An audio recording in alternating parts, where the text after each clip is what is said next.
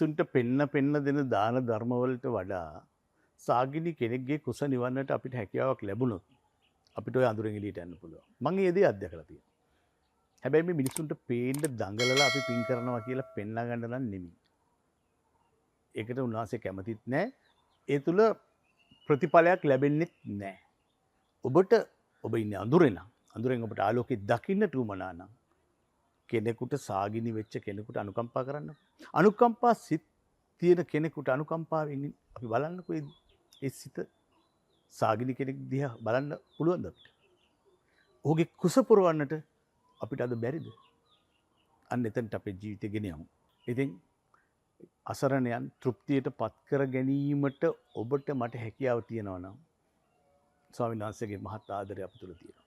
මහත් ආදරයෙන් අපිව ඒ අන්ධකාරයෙන් එළියට ඇදගෙන ගිහිල්ලා ආලෝකයේ වෙතට ගෙන යන්නේ එතන.